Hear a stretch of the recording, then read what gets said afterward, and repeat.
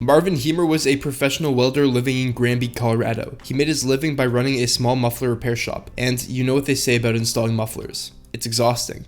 He also just happened to have built a homemade bulldozer tank and decided to take it on a rampage through his town. So you may be wondering what compelled him to do that. Well, he actually did it for a very rational reason, in his mind at least. It started due to a zoning dispute between himself, the town zoning commission, and a concrete company that wanted his land to build a plant. The concrete company had purchased a piece of land from Marvin where his shop also was. When the town zoning commission approved the land for construction, Marvin argued that the construction blocked him from getting into his shop. He starts off with the reasonable route of petitioning to prevent the rezoning. After multiple rejections as well as several fines, Marvin decides that enough is enough and that it is time to take matters into his own hands. While paying his final fine, he scribbles the word cowards into the memo portion of the check. This is the moment he changes his approach. For over a year, he toils away in his shop building his solution to the zoning issues, the Bulldozer, a bulldozer to which he attached a thick steel plate of armor and a layer of, ironically enough, concrete, and of course 3 inches of bulletproof plastic to protect the cameras he needed to navigate the vehicle, because every window that the bulldozer might have had at some point had been sealed off. He also armed the Bulldozer with 3 gun ports to accompany his 3 guns. Then, one fateful morning, on June 4th, 2004, Marvin sealed himself into the cockpit of the Bulldozer and drove off into town.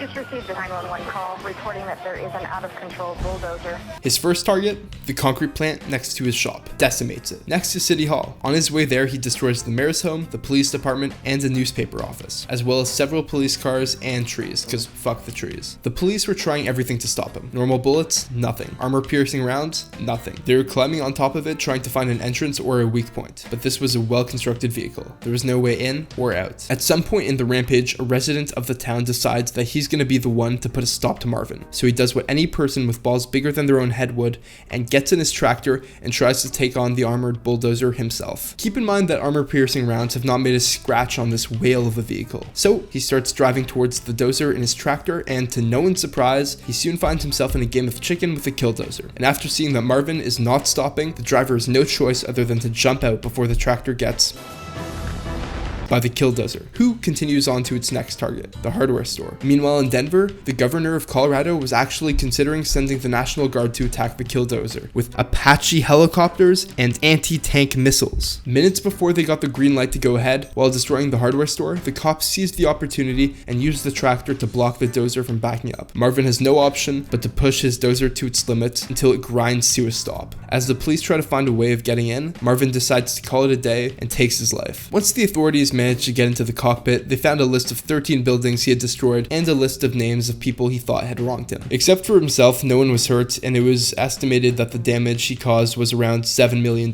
I'd say that the moral of this story is to always check in on your friends, because you never know if they might need help welding. Thank you.